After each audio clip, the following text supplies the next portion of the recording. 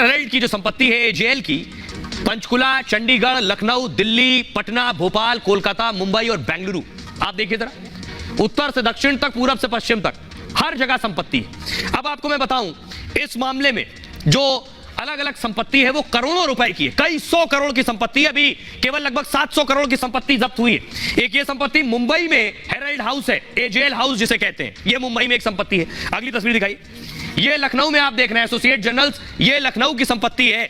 इन सारी संपत्तियों पर एक्शन हुआ है। आइए अब सीधे और सरल भाषा में इस पूरे स्कैम को आपको समझाने जा रहा हूं, जिसमें आरोप है गांधी परिवार ने बहुत आसानी से सिर्फ कुछ लाख रुपए देकर कई 100 करोड़ की संपत्ति बना ली। कैसे, यहां से शुरू करेंगे। यह बात शुरू होती है जवाहरलाल नेहरू जी के वक्त से।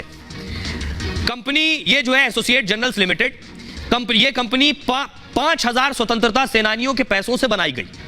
यह कंपनी 3 अखबार निकालती थी। अंग्रेजी अखबार नेशनल हेराल्ड छापती थी ये कंपनी, हिंदी अखबार नवजीवन भी छापती थी, उर्दू अखबार कौमी आवाज भी छापती थी। देश के प्रमुख हिस्सों में इसके दफ्तर थे एजेएल के। ये एसोसिएट जर्नल्स लिमिटेड को आप शॉर्ट करेंगे तो एजेएल हो जाएगा। पंडित नेहरू ने इसकी स्थापना की और कांग्रेस का मुखपत्र बन गया ये नेशनल हेराल्ड। इसकी स्थापना नेहरू जी ने की और फिर ये कांग्रेस का माउथपीस बन गया। जैसे शिवसेना का माउथपीस है, उसी तरह से ये कांग्रेस का माउथपीस बन गया। वो सामना है, ये नेशनल हेराल्ड है। 2008 में इसका प्रकाशन बंद हो गया। क्यों? क्योंकि 90 करोड़ के कर्ज में ये डूब गया।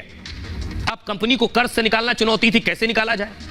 तो एक उपाय आया कि कंपनी कर्ज से भी निकल जाए और पूरी कंपनी की संपत्ति हमारी हो जाए। इसके लिए क्या किया गया? 2010 में यंग इंडिया लिमिटेड नाम की एक कंपनी बनाई गई। इस कंपनी में 38% की हिस्सेदारी सोनिया गांधी और राहुल गांधी की। और इस कंपनी को एजेएल को कर्ज मुक्त करवाना था कि कर्ज से मुक्त कैसे हुई है, लेकिन पैसे इस यंग इंडिया के पास तो थे नहीं। इस कंपनी ने बड़ी समझदारी से, चालाकी से क्या किया? यह है Congress party. Congress party fund लेती है, इनके पास फंड का पैसा होता है, तो कांग्रेस पार्टी ने फंड के पैसे से 90 करोड़ रुपए इन्हें दे दिए यंग इंडिया लिमिटेड को। और यंग इंडिया लिमिटेड ने क्या किया? वो 90 करोड़ जो कांग्रेस पार्टी से लिए थे, इनका कर्ज अदा कर दिया। तो तकनीकी रूप से देखेंगे, नेशनल हेराल्ड का कर्जा कांग्रेस पार्टी ने नहीं अदा किया, यंग इंडिया लिमिटेड ने अदा किया, जिसके मालिक राहुल गांधी और सोनिया गांधी, 38% हिस्सेदारी। तो ये कंपनी किसकी हुई? इनकी हुई, ना कि कांग्रेस पार्टी की। बदले में वाईआईएल ने क्या किया, यानी इस कंपनी ने कांग्रेस को, इस पार्टी को 50 लाख रुपए ही सिर्फ लौटाए। लिए कितने थे? 90 करोड़। लौटाए कितने? 50 लाख।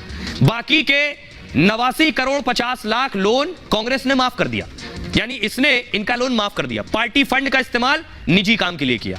5 लाख में बनी कंपनी 50 लाख का सिर्फ भुगतान किया और 50 लाख देकर इस एजेएल की, नेशनल हेराल्ड और एजेएल की 2000 करोड़ की संपत्ति हड़पने का आरोप है।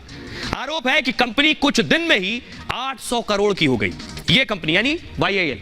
50 लाख रुपए जो इन्होंने कांग्रेस को लौटाए, उसका भी स्रोत नहीं पता है, किस सोर्स से दिए। अब आगे की कहानी देखिए। ये है सुब्रमण्यम स्वामी साहब, राजीव गांधी के कभी बहुत करीबी रहे, फिर बीजेपी में आ गए। नवंबर 2012 को सुब्रमण्यम स्वामी ने केस किया। केस में सोनिया, राहुल आरोपी बनाए गए। पार्टी फंड से 90 करोड़ रुपए कर्ज का आरोप इन्होंने लगाया। ये पार्टी थी, पार्टी फंड से 90 करोड़। पार्टी फंड का पैसा निजी कंपनी में इस्तेमाल किया। एजेएल को 9 करोड़ जो शेयर थे वो मिल चुके थे। लोन के बदले ये शेयर इन्होंने ले लिए उसके, जिसमें एजेएल पर 99% कब्जा राहुल सोनिया का, इनकी कंपनी यंग इंडिया का हो गया। धीरे धीरे एजेएल की करोड़ों संपत्ति हथियाने लगे ये। जून 2014 को सभी आरोपियों को समन किया गया।